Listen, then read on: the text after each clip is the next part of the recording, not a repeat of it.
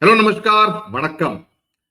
Let's get started with the last part, the last explanation video of the history part of your social science textbook, Exploring Society for Class 8. This is going to be the third explanation video of the colonial era chapter. I hope you have seen the first two parts. Let's get started with the third part, in which we will talk about, we've talked, we have spoken about the kind of atrocities that were done by the British. Now we will talk about how did Indians resist that? Did they revolt against the British? That's what this chapter is going to be about. So in the early resistance movements, India obviously had so much of wealth that Britain used to call it the jewel in the crown of the British Empire. That is, if there was a crown, it was the jewel in the crown. And another thing they said was that India will always remain part of the British Empire on which the sun never sets. The reason why the sun never sets phrase was there, one, of course, it reflected Britain's sense of self-belief that we will continue to be ruling most parts of the world, right, forever. And number two, because there were colonies all over the world, at some point or time or the other, the sun was always on some part of the world in which there is a colony of Britain. So if there was night in London, there would be daytime in India, right, and in some other colonies in Africa, etc. So that's why the sun never sets on the British Empire. That phrase came into existence. And it also wanted to kind of add to the grandeur of the British. The British felt that, they were the natural rulers of the world, right? They were proved wrong in 1947, right? So they were described very rightly as a self-imposed guest, right? Because they were a guest who had come to do trade and they stayed on in India, refusing to go back home to Britain, right? So let's understand what are the things. So if you see this particular map, you will see a lot of areas which are in pink. They were the areas which were directly under the administration of the British. The areas which are in yellow, for example, Kashmir, okay, for example, Hyderabad, you have Gwalior here, Mysore here, right? Below you have Travancore. These were all princely states which were, they had some arrangement with the British, but they were the princes and the Maharajas who were ruling over these areas. For example, the Nizam of Hyderabad. So let's understand the first such revolt that was known as the Sannyasi-Fakir rebellion. Now, the Sannyasi-Fakir, Sannyasi-Fakirs are essentially sadhus, sannyasis to the Hindu religion, fakirs of the Muslim, in the Muslim community. They started the rebellion in Bengal after the famine of 1770, about which I explained to you in video number 2. Now, many of these sannyasis, the Hindu sadhus and the fakirs who were the Muslim ascetics, they used to generally travel around for pilgrimage, right, to get things in charity, and they would talk about religion, etc. The British East India Company said that no, you cannot move so freely, right? Their movements were restricted. So while this has been a contentious whether that was really the real reason, but whatever happened, the next 30 years, they kept on attacking the British treasury where the wealth was kept and the tax collectors. Therefore, the British called them bandits, yani ki Daku, right? And they killed some of them and then they finally defeated them. The rebellion of the sannyasis and the fakirs inspired the Bengali writer, very famous writer, Bankim Chandra Chattopadhyay. He wrote a novel called Anand Mat in 1882, which included the song Vande Mataram. Okay, I'm sure many of you know this song, Vande Mataram. If you don't, please sing it. Okay. And the Vande Mataram song was such an inspirational song that it became the song of the struggle for freedom in the earlier part of the 20th century. And after independence, it became the national song of India. So Vande Mataram, therefore, is extremely important. So if you are asked a question, how did the song Vande Mataram come into existence? You should be able to talk about the entire Sannyasi-Fakir rebellion. I hope you have understood and you are able to make the connection. Vande Mataram song was part of the novel Anand Mat written by Bankim Chandra Chattopadhyay.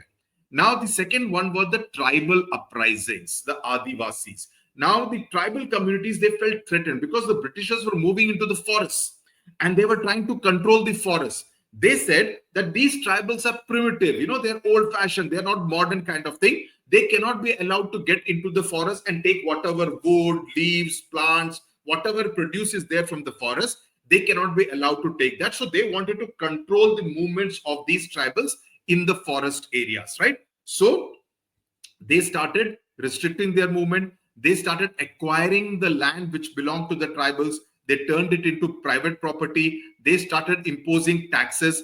They started, capturing them in debt traps that, they would take some loan from some money lender and therefore they would become in a debt trap, right? They replaced the tribal council, just like the village communities they replaced the tribal councils with the British legal system. So the same kind of methodology was being adopted by the British. They encouraged the Christian missionaries to convert these tribals into Christianity, right? So that was another thing. So these different methods we can come as a 3-mark question, because there are about 5-6 points. So you could be asked to point out 3 or 4 of the main points. So please remember these points, write them as 1, 2, 3, 4. You should be able to remember.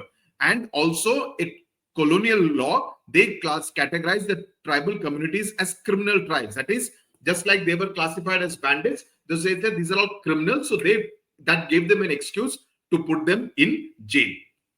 Now, the first major tribal uprising was the coal uprising, that is the revolt, in 1831, 1832 in Chota Nagpur. Chota Nagpur is pretty much today's modern day Jharkhand, areas like Ranchi, which is the capital of Jharkhand, Jamshedpur, which is really the industrial city of Jharkhand.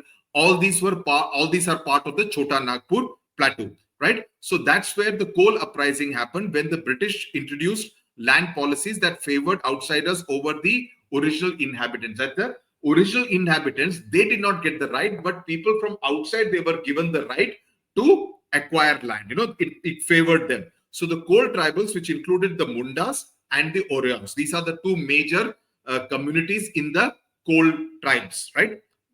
There are very famous politicians. Arjun Munda is a very prominent politician from Jharkhand. So they temporarily established their control over significant territory before they were defeated by British. So finally, the British managed to defeat them. But basically, these were the uprisings, revolts which started happening.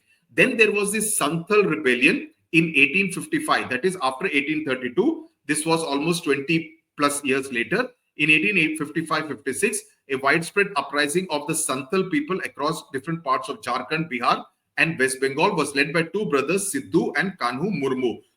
Draupadi Murmu, the present president of India, she belongs to the Santhal tribal community. Of course, she comes from Odisha. So these Santhals, they rebelled against the moneylenders, the landlords, because they were taking away their ancestral lands with the support from the British authorities. So they do that. This is all will be, the British Empire. So that's what they were doing. The Santhals declared their own government, saying that we will run our own government and we will fight to the last drop of blood. And the Britishers decided to use force against them. A lot of people were killed, villages were burned, and finally they managed to defeat the Santhal rebellion, right? So if you see this illustration, that also gives you an idea about how the Britishers kind of perceived and depicted these Santhals, making them look very, very, primitive, backward kind of people, not wearing any clothes. So that's the kind of depiction that they made of the Santhal tribal community. Now, next we come to the peasant uprisings against economic exploitation. Now, in this, the main prominent one is the Indigo Revolt, right? The Indigo Revolt of 1859 to 1862. Basically, what the European planters did was they forced the peasants, the farmers in the northern part of Bengal. They said that you don't grow any food crops. You grow only indigo plants. Why? Not because they wanted them to do well, because they needed indigo in Europe, right? It was in great demand in Europe, the indigo dye. The indigo dye is basically, it's a natural deep blue pigment used in dyeing. Okay, so it was in demand in Europe. So they wanted to source the raw material from India and send it to Europe. So from planters to traders, everyone earned huge profits except the farmers. The farmers who grew indigo, they did not make money, but the planters, the traders, they all made a lot of money, right? So they were caught in debt, and when they refused to grow indigo, They were jailed, they were tortured, and their property was completely destroyed. So they also, the indigo planter, the peasants, farmers also revolted against them. And the planters, who were the Indians, but along with the British, they kind of hired mercenaries, means hired gundas, hired people who would kill these farmers or attack these farmers. And their cause was supported by educated Bengalis in the Bengali press.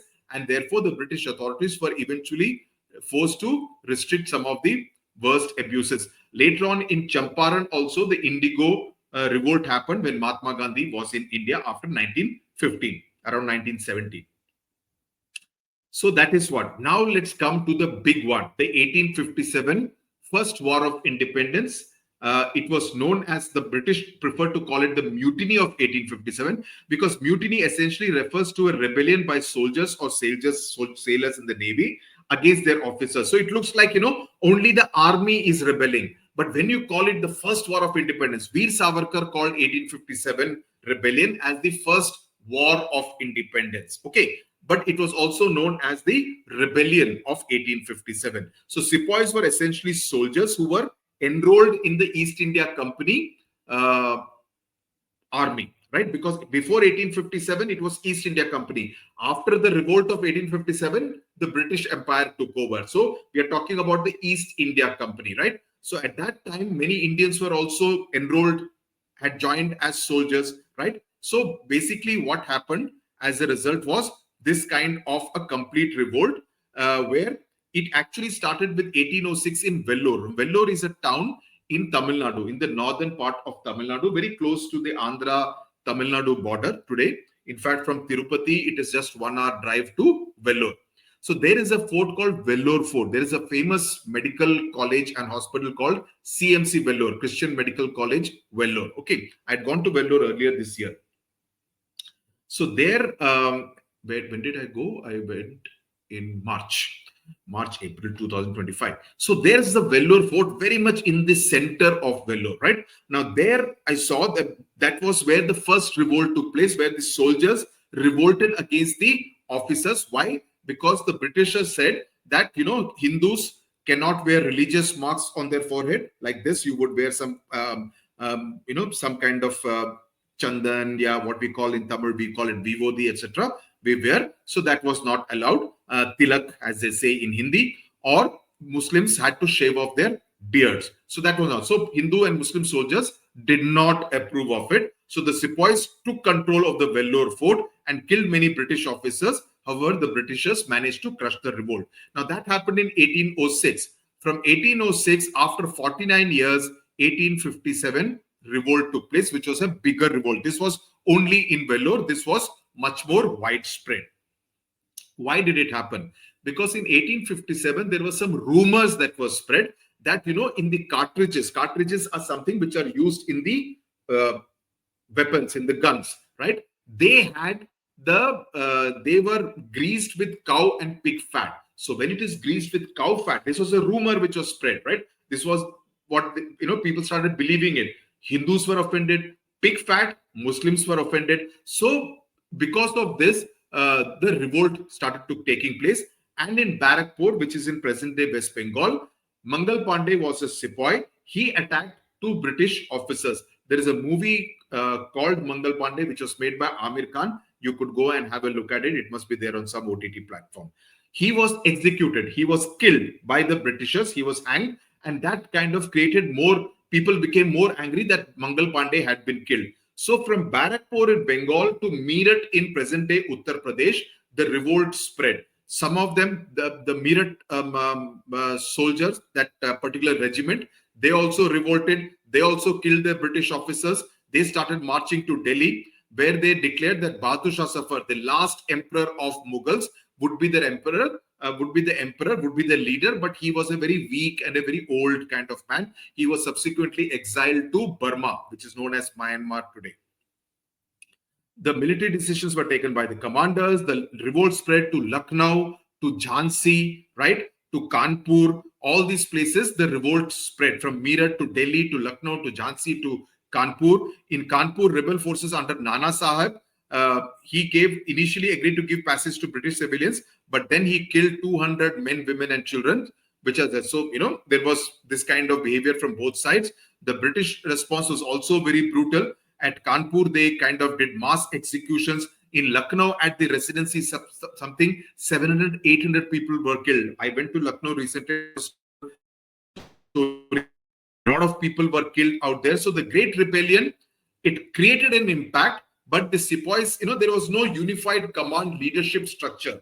Bahadur Zafar was a very weak leader. So as a result of which the British managed to control the 1857 War of Independence. But the significance of 1857 is that it gave Indians the confidence that we could actually revolt against the British. So that became big, because the earlier Cold Uprising, the Santhal Uprising, or the Vellore Mutiny, that were all localized and in some places. But 1857 was from Bengal to Uttar Pradesh to Delhi. So it was much more widespread in nature. So what happened as a result was London decided that we will take control. The British crown, that is Queen Victoria. Queen Victoria became the Empress of India. She took control, and East India Company no longer had any control. They appointed a Secretary of State who would look after the affairs of the British in India. So that was, and then they also reorganized the Indian army so that this kind of a revolt does not take place ever again, right?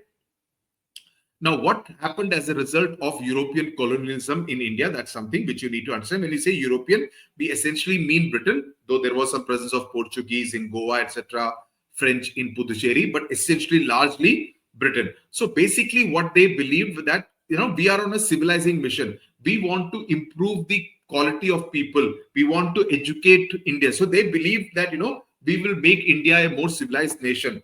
Of course not. India was already a great civilization. We did not need Britain to do that to us. You feel angry.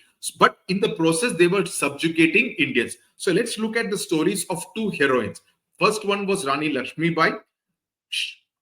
After the death of her husband, their son was not recognized because he was an adopted son. So the British did not agree to it under the doctrine of lapse. So they kind of tried to take away her kingdom. So she was assisted by Tatya or Tantia Tope, Nana Sahib's military advisor, and Rani Lakshmibai fought against the British on her horse with the son tied to her, and she was killed in the battlefield on 1858. And even the British officer who fought against her, he said that the Rani was remarkable for her beauty, for her cleverness, and for her perseverance. Perseverance means, she did not give up. She continued to fight, and she was very generous to her other soldiers, etc. And she was the best and the bravest of the rebels. And Tantia Tope also fought till 1859 when his own people betrayed him and they handed him over to the British, who hanged him to death, Tantia Tope. Then the other one was Begum Hazrat Mahal of Awadh in Lucknow. She was told that she could,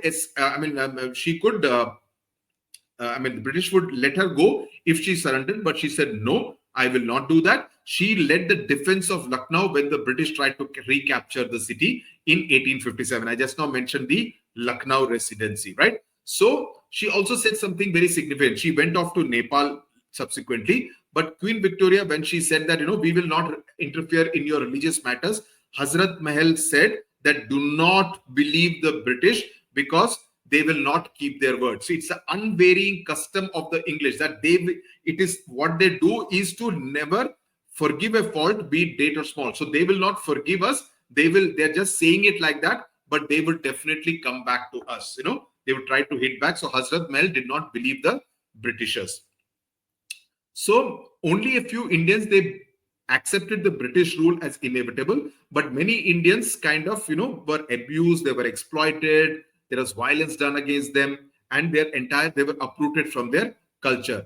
At the same time, what the colonial rule had done, without any intentions, they had opened up India to the rest of the world.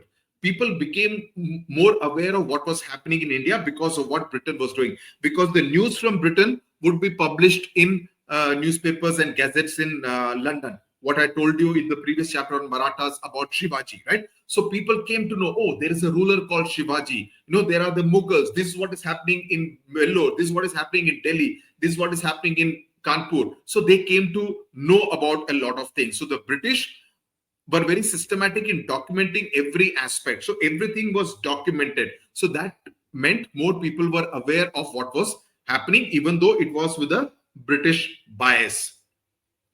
So they created lists of all the different ethnic races, the tribals, the different groups in different parts of India, because India obviously much bigger country. So they also documented the different monuments in India. They also were very greedy, so they stole a lot of jewelry, the artifacts, the manuscripts. They stole all that, the paintings, and took them all away to European museums. So basically, so as a result, people there came to know, but we lost a lot of our wealth from India because of what the British did. Finally, although British scholars were not the first Europeans to master the Sanskrit language, they started publishing some of the works. For example, the Bhagavad Gita. Okay, they started translating them into English. So when more people read it, they became more aware that India is such a great civilization. They have something called the Srimad Bhagavad Gita, in which there is so much of knowledge which is there, right? So though these translations were not perfect, okay, they were not perfect, and their intentions were also mixed. Some of them were genuine students, but some of them, they thought that by putting this out, we will be able to show that Christianity is actually a superior religion to Hinduism. So different people had different motivations for actually doing these kind of translation of Sanskrit text into an European language, mainly English, but subsequently French, German, etc. Okay. So the spread of the Sanskrit studies and texts in Europe, followed by other Indian languages, by this they were able to discover a new country. It was like, wow, this is a very different kind of civilization, very different from Europe. So German philosopher George Hegel said that it was like the discovery of a new continent. So Indian texts had a great impact on European philosophers, writers, poets, artists, etc. And this influence also extended to the USA. And this is a reminder that although political domination can flow in one direction, cultural influence also sometimes flows in the opposite direction. That, politically you may dominate, but culturally it can create, culturally, if people come to know that, they say that it's inhuman to treat Indians like this. Why are we doing this to Indians? They're such a great and an old civilization, a grand civilization. So with this, we come to the end of the history part. We have done chapter 1, chapter 2, chapter 3, chapter 4. Okay, geography and history complete.